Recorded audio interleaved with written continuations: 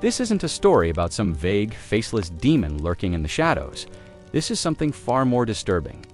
It is the terrifying tale of a ghost that seemed to have a personality, an attitude, and even a grudge. And what makes it even more unsettling is that the ghost in this story was that of a little girl who seemed innocent at first, but quickly revealed herself as violent and cruel, especially toward men. The house in question sits quietly in Atchison, Kansas. On the outside, it looks like any other modest Midwestern home with nothing to set it apart from the houses surrounding it. But inside its walls, it has a reputation that has earned it a place among the most haunted houses in America. This is the Sallie house, a place where one family's dream home became a living nightmare. In the early 1990s, Tony and Deborah Pickman moved into the home with their newborn son. They thought it would be the perfect place to raise their family. It was a cozy home in a quiet neighborhood, close enough to friends and family, and it didn't seem to carry any obvious baggage. But not long after settling in, they began noticing strange occurrences. Lights flickered without reason. Electrical appliances behaved oddly. Their dog barked at empty spaces in the room. At first, the Pickmans chalked it up to the usual quirks of an older house. Then, one night, Deborah noticed something even stranger. Toys that she had carefully put away for their baby were scattered across the floor the next morning. At first, she assumed Tony had left them out, or perhaps she was too tired to remember putting them away properly. But when it kept happening night after night, she began to wonder if something else was at work. It wasn't long before the couple began to feel the presence of a child in the home. At first, they thought it was a harmless spirit. They even gave her a name, Sallie. After local lore suggested a young girl had once died in the house during a botched appendectomy. Sallie, they thought, was just playing. Deborah, especially, felt a strange maternal connection to the ghost, almost as though Sallie was reaching out for a mother figure. But for Tony, the experience was much darker. It began with small scratches appearing on his arms, welts forming on his chest. He would wake in the night to find the room ice cold with the sensation of being watched. At first, he didn't say much, trying not to frighten Deborah, but then the attacks escalated. Deep scratches appeared across his back, sometimes while Deborah was watching, leaving no room for doubt. Once, in the middle of the night, Tony woke up shouting that he felt someone pressing down on his chest, suffocating him. The most chilling detail was that the spirit never harmed Deborah or their baby. It seemed to single out Tony, the man of the house, for its anger. Some nights, their infant son's nursery would suddenly turn cold, and toys would move on their own. But while the child remained untouched, Tony continued to be tormented. The ghost seemed to want him gone. Visitors to the home also experienced strange phenomena. Friends who came over reported cold spots, unexplained voices, and the eerie sensation of being watched. Some said they saw fleeting glimpses of a small girl darting through the hallways, only to vanish when they followed. Others refused to step foot back in the house after one visit, shaken by the oppressive atmosphere. Deborah, still clinging to the idea that Sallie was a lost child, tried to make peace with her. She would talk to the spirit, leave toys out, and even try to comfort her. But the darker side of the haunting couldn't be ignored. The violence against Tony grew worse, and the emotional toll on the family was becoming unbearable. Investigators were eventually called in, and what they found only deepened the mystery.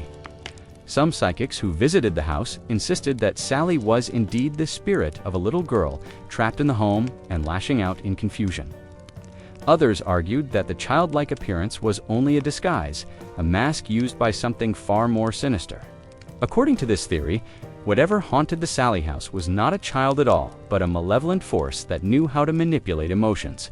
By presenting itself as a little girl, it earned Deborah's sympathy and gained access to the family, all while unleashing its aggression on Tony. One of the most terrifying incidents occurred when Tony and Deborah were in their son's room. The baby began crying uncontrollably, and Tony suddenly felt a sharp pain on his back. When Deborah lifted his shirt, she saw fresh scratches forming right before her eyes. This wasn't an old injury reopening, it was happening in real time, as though invisible claws were raking down his skin. The haunting reached a point where the family could no longer deny that something was terribly wrong. Sleep deprivation, fear, and constant attacks wore them down. Even when they tried to ignore it, the presence made itself known. Lights would turn on and off, pictures fell from the walls, and objects flew across the room. The haunting wasn't just a background nuisance, it was an active, aggressive force targeting their lives. The Sallie house became infamous in paranormal circles after the Pickmans shared their story. It was featured on television shows and investigated by ghost hunters, many of whom claimed to capture evidence of the activity. Electronic voice phenomena recordings allegedly caught the sound of a child's voice. Thermal cameras picked up unexplained heat signatures. Visitors reported being scratched, pushed, or overwhelmed with a sense of dread. What made the Sallie house stand out from other hauntings was the way it combined the innocence of a child with the violence of something much darker. Most ghost stories are either tragic or terrifying, but Sallie seemed to embody both. On one hand, she was a little girl who died too young, her spirit lingering in confusion. On the other, she was a violent entity filled with rage, especially toward men. That combination created a uniquely disturbing haunting that set the Sallie house apart. From the countless other ghost stories told across America, for Tony, the experience left scars both physical and emotional. He often described feeling like he was under siege in his own home, powerless against something he couldn't see or fight. For Deborah, the haunting tested her belief in what was happening. Was this truly a lost child she could help? Or had they been tricked by something far more sinister? And for their son, too young to understand, it was a childhood marked by unexplained fear. The Sallie house still stands today, its reputation intact, drawing curious visitors and paranormal investigators. Many come hoping to encounter the ghost of Sallie themselves, though few stay long enough to endure the full brunt of her anger. This was no ordinary haunting. It was a relentless torment that shattered a family's peace and continues to baffle those who study the paranormal. Whether Sallie was truly the spirit of a little girl or something darker wearing her face, one thing is clear: the Sallie house is one of the most terrifying hauntings ever recorded. If you found this story chilling, don't forget to like this video, share your thoughts in the comments, and subscribe to Belmoze for more terrifying tales of hauntings, mysteries, and dark history. This is only the beginning of the Sallie house story, and you won't want to miss what comes next. The longer the Pickmans stayed in the Sallie house, the more they realized that whatever haunted the home was indeed just a lost child in search of comfort. At first, they thought they were dealing with a playful, mischievous spirit. Toys would move across the floor, lights would flicker, and cold spots appeared in random places. But soon, the playfulness turned into something far more sinister. Tony became the main target. He wasn't just spooked or unnerved by the presence in the house, he was physically attacked. Scratches began appearing on his arms and chest without warning. These weren't faint marks that could be dismissed as accidents. They were deep, red welts, sometimes forming right in front of Deborah's eyes. There were nights when he would wake in agony, feeling as if his skin was being torn by invisible claws. Burns also appeared on his body, even though he had not been near fire or anything that could have caused them. At times, it seemed as if something was pressing against him, suffocating him, or pinning him to the bed. The attacks grew so frequent that Tony began to dread going to sleep. The strangest part was that Sallie, the ghost, did not appear to dislike everyone. She was said to enjoy playing with the young boy's toys. Visitors would sometimes hear the faint sound of giggles or the clinking of blocks being stacked in empty rooms. Toys moved on their own, as if a child was playing, though no one was there. For Deborah, this only reinforced her belief that Sallie was a confused and lonely child spirit. But the shift in energy around Tony painted an entirely different picture. It was as though Sallie had two sides, toward women and children. She behaved playfully or harmlessly. Toward men, especially Tony, she became aggressive and violent. The attacks on him intensified whenever he was near his son's belongings, almost as if the spirit was being territorial. Deborah would later recall that it felt like Sallie wanted her and the baby for herself and saw Tony as an intruder. There were times when the family would hear Sallie's presence in the nursery. Toys would move across the floor. The rocking chair would sway back and forth. Sometimes the sound of a child's laughter echoed through the room, even when the baby was asleep. But whenever Tony entered, the atmosphere changed. The playfulness would turn into rage. The room grew cold. The baby cried inconsolably, and Tony often felt sudden sharp pains or the sensation of being pushed. On one occasion, Tony described sitting on the couch when he suddenly felt an intense burning on his stomach. He lifted his shirt, and before Deborah's eyes, scratches began forming across his skin, as though an unseen hand was carving into him. This moment terrified Deborah because it left no room for denial. She saw the injuries appear as though someone or something was physically attacking her husband. It was also common for Tony to feel drained and sick in the house. He complained of constant fatigue and headaches. His personality even began to change. Friends noticed that he seemed irritable, angry, and withdrawn. It was as if Sallie wasn't only harming him physically, but also mentally and emotionally, wearing him down day by day. Deborah, however, didn't experience the same hostility. In fact, she sometimes felt comforted by the presence. She described moments where she believed Sallie wanted to protect her and the baby, but at the same time, she couldn't deny what she was witnessing, the violence inflicted on her husband. It created a rift in how they each interpreted the haunting. Deborah wanted to believe Sallie was a misunderstood child, while Tony believed he was being tormented by something far more evil. Visitors to the house also confirmed the strange divide. Female guests often described feeling a child's playful tug on their clothing or the brush of a small hand against theirs. Male guests, however, felt an overwhelming sense of dread. Some even refused to enter certain rooms, claiming they felt an unseen presence glaring at them with hostility. A few men reported being scratched or pushed, reinforcing the idea that Sallie, or whatever the entity truly was, reserved her hatred for men. The haunting began to affect the family's daily lives in ways they couldn't ignore. Tony started to avoid staying in the house alone. He dreaded walking past certain rooms, particularly the nursery and the basement. Nights became unbearable, with constant noises, cold spots, and attacks. The family's dog, once playful and calm, grew increasingly anxious, barking at empty corners of the room and refusing to enter certain areas of the house. As the torment continued, the Pickmans began to seek help. Paranormal investigators visited the house and documented unusual activity. They recorded cold spots, strange voices, and in some cases, even saw scratches appear on Tony during their sessions. Some investigators suggested the ghost was indeed Sallie, a little girl confused and afraid, whose anger manifested through violence. Others were convinced the spirit was no child at all, but a malevolent entity pretending to be innocent to gain Deborah's trust. Tony leaned toward the second explanation. To him, Sallie didn't act like a child. The attacks were too violent, too calculated. The scratches were deliberate, not random. The suffocating pressure he felt at night was the work of something intelligent and cruel, not a confused little girl. The more investigators studied the house, the more they noticed how the energy seemed to shift depending on who was inside. For women, especially mothers, the atmosphere felt almost inviting.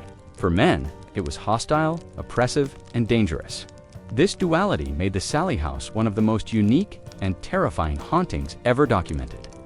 As weeks turned into months, the family became exhausted. Tony's health continued to decline, both physically and emotionally. He felt drained, constantly on edge, and unable to relax in his own home. Deborah tried to hold the family together, but the tension between them grew as they struggled to interpret what was happening.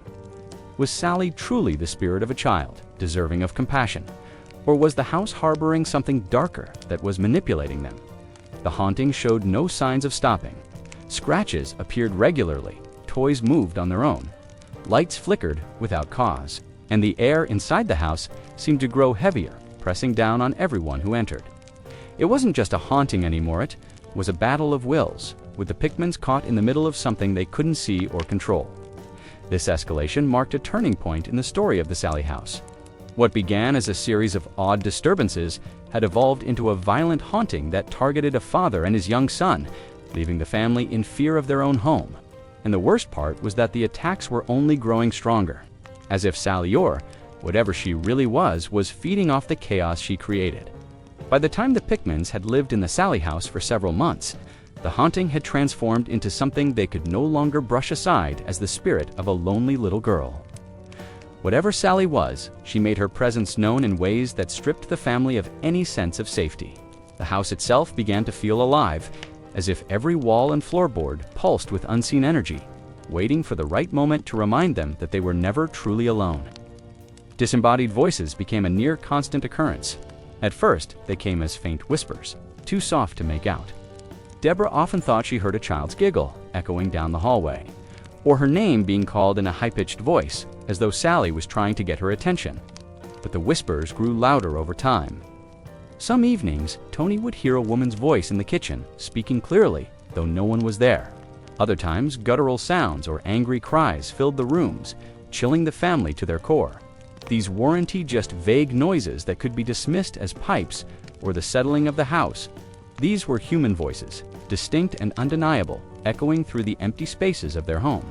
Objects also began to move with increasing force. At first, it was toys shifting from one side of the room to another. A block might roll across the floor, or a doll would be found standing in a different position than where it was left. But soon, it escalated into heavier objects. Plates rattled in the cupboards, silverware clattered against counters, and once, a lamp flew across the living room, crashing into the wall with such force that the bulb shattered. Deborah tried to tell herself that Sallie was angry or frustrated, but Tony couldn't ignore the clear malice behind these acts. The cold presence that filled the house was perhaps the most unsettling part. Visitors often commented on how certain rooms felt icy, even in the heat of summer. The nursery in particular carried an unnatural chill, as if the very air was drained of warmth the moment you entered. The temperature drop was drastic enough that you could see your breath in front of you.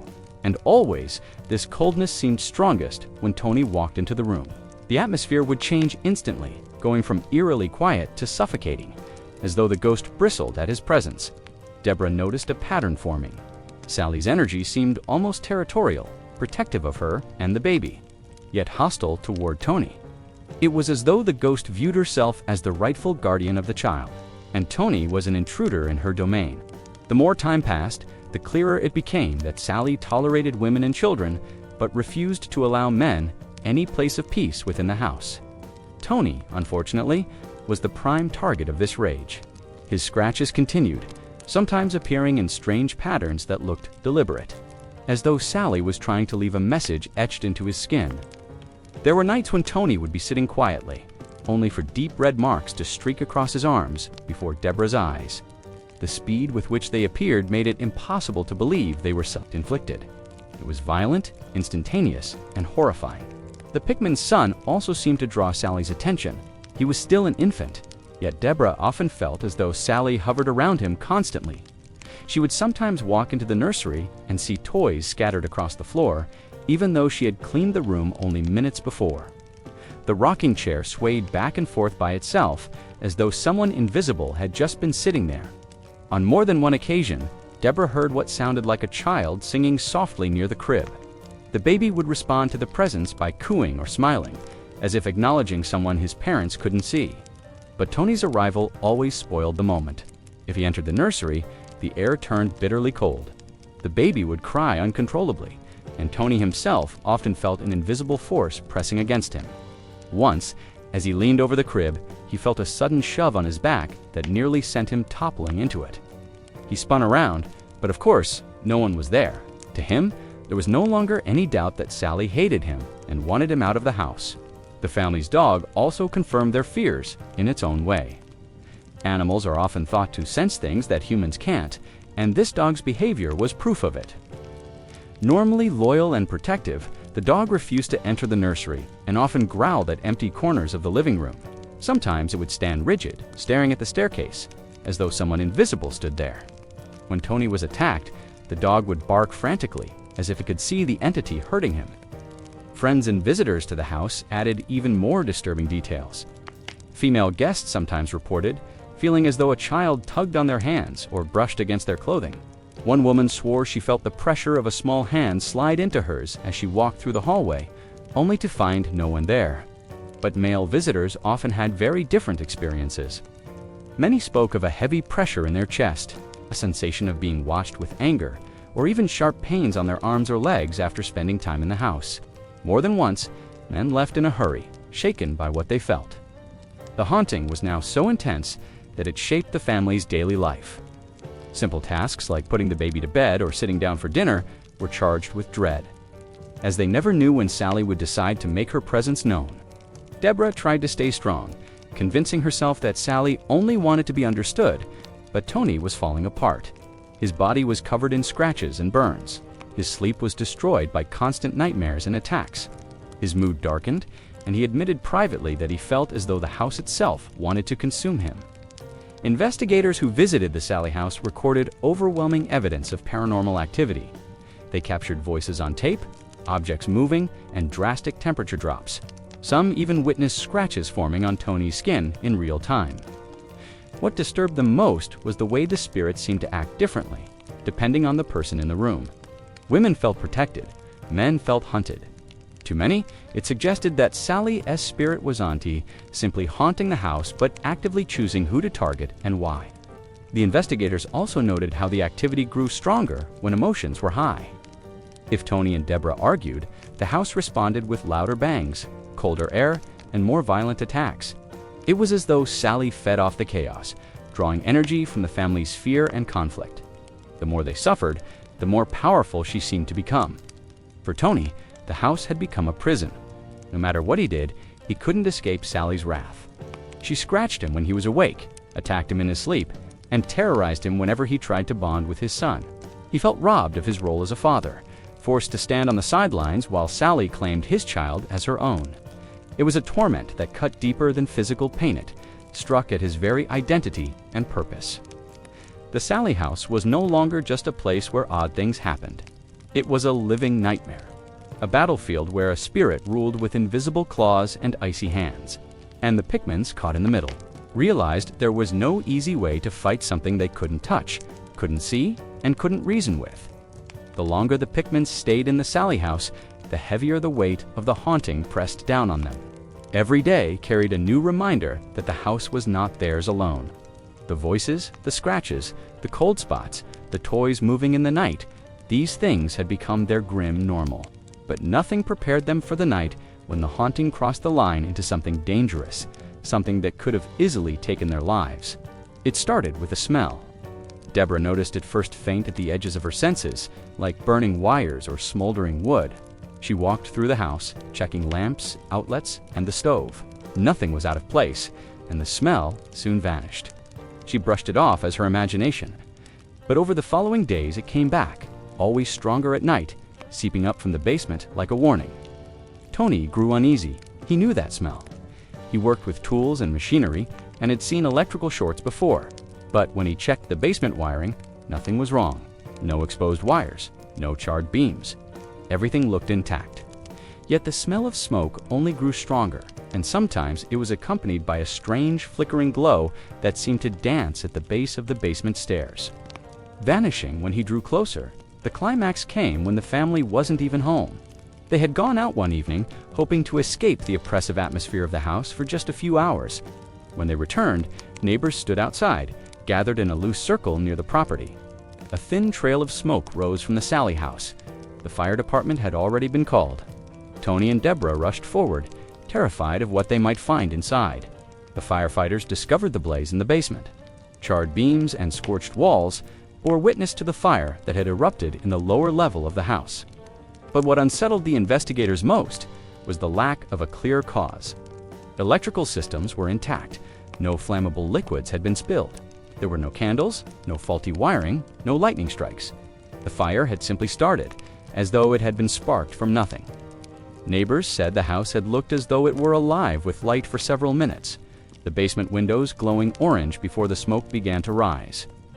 Yet, when the firefighters checked their logs, the fire had spread in an odd way, as though it had moved intentionally, avoiding certain areas and scorching others.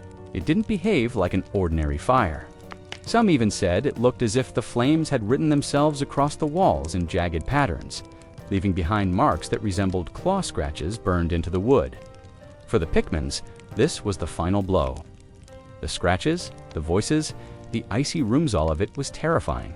But none of it had threatened their lives quite like this. Fire was different. Fire consumed. Fire destroyed. And the fact that it had started when the house was empty left them with a chilling thought. Sallie didn't just want to torment them. She wanted to drive them out, or worse, burn them alive. Deborah was shaken to her core. She had always tried to see Sallie as a misunderstood child spirit, a lost soul clinging to the house she once knew. But the fire was something else entirely. It was calculated. It was violent. It was a warning, or perhaps a promise, that the house would not tolerate them any longer. Even she could no longer convince herself that Sallie was simply a child seeking comfort. Whatever Sallie had become, she was dangerous. Tony, already the primary target of Sallie's attacks, reached his breaking point. He couldn't sleep, couldn't work, couldn't even hold his son without feeling like unseen eyes were watching him, waiting to lash out. Now, the fire had pushed him past fear into anger and despair.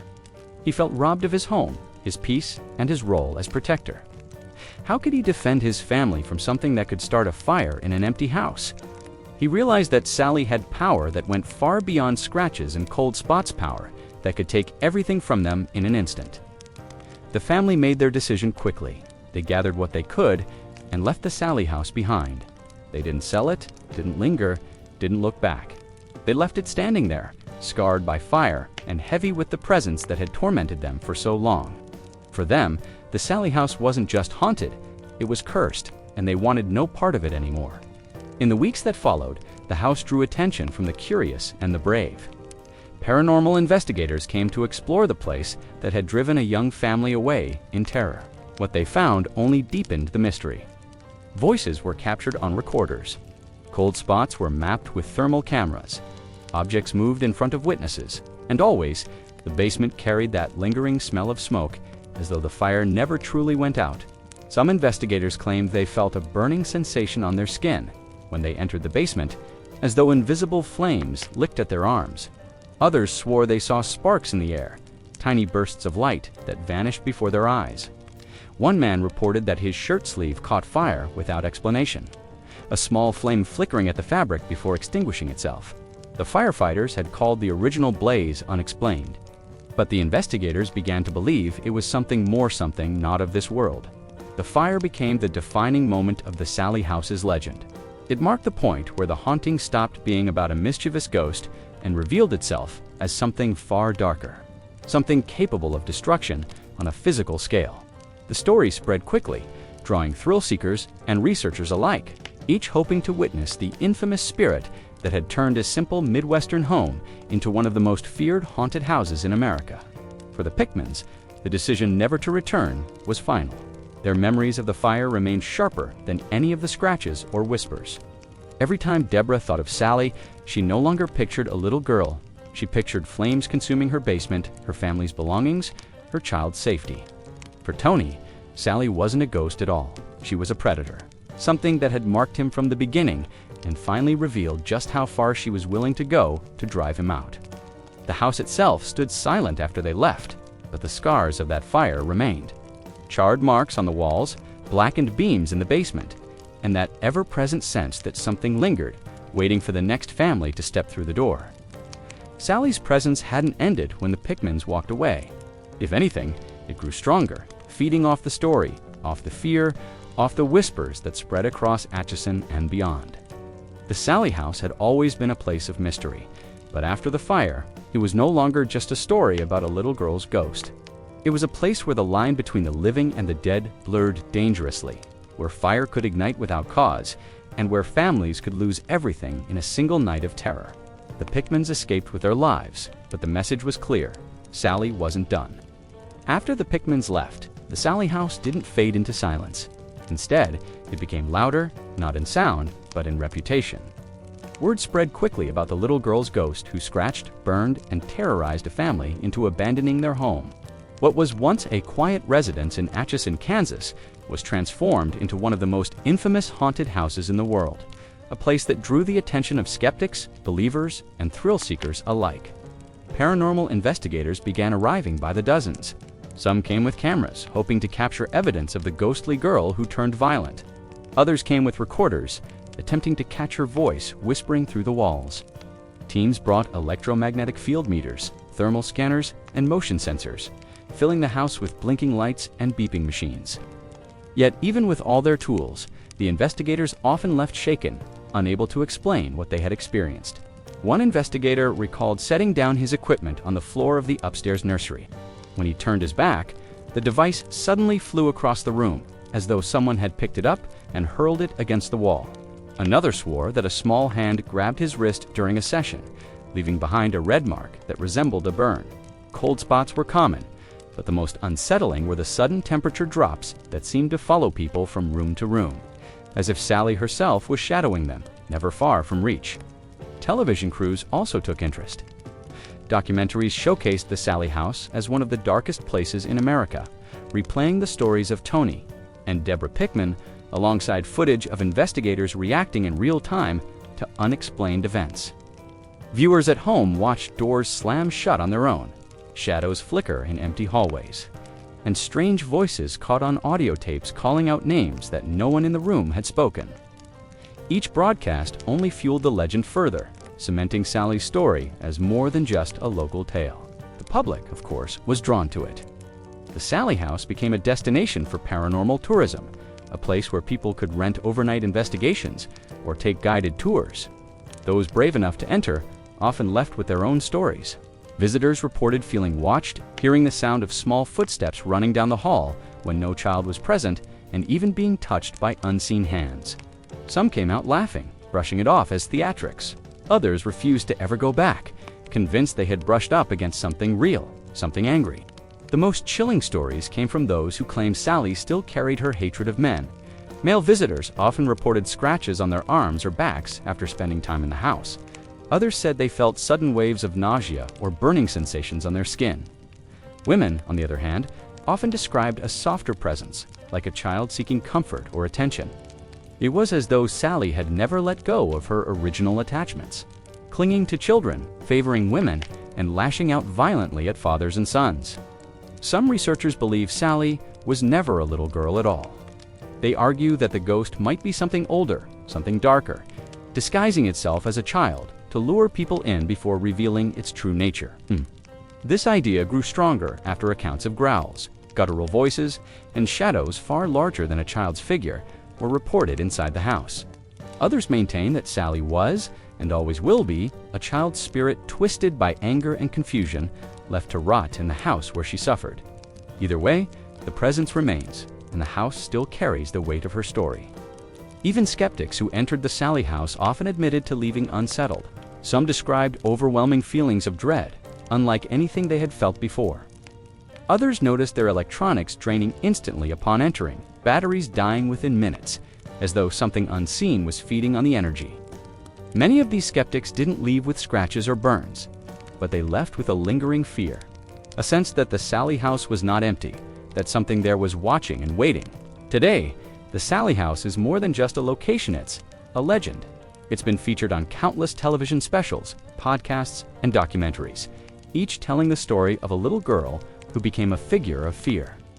Paranormal groups continue to make pilgrimages there, some leaving with evidence they can't explain, others leaving with scars they never expected. It has become a place where the curious and the brave test their limits, stepping into the darkness to see if Sallie will make herself known. For the city of Atchison, the Sallie house has become both a curiosity and a warning. Locals tell the story with pride, pointing out the house that drew the world's attention, but many will admit, with lowered voices, that they would never spend a night inside. The house isn't just a tourist attraction, it's a living legend, one that still breathes with whispers, shadows, and scratches in the night. The Pickmans never went back, but their story lives on through every new investigation, every documentary, and every tourist who dares to step inside. The Sallie house remains one of the most studied, most feared, and most mysterious haunted locations in the world. What began as the story of a little girl, S-Ghost, has become something far larger, a cautionary tale about what happens when the line between innocence and malevolence is blurred. The legacy of Sallie is one of fear, a reminder that not all hauntings fade with time. Some grow stronger. Some feed on the attention, the stories, the fear itself. And for those who step into the house in Atchison, Kansas, Sallie is always waiting. If you want more chilling stories like this one, make sure to like this video, leave a comment with your thoughts on the Sallie house, and subscribe to Belmoze for more haunting tales from the darkest corners of history and the paranormal.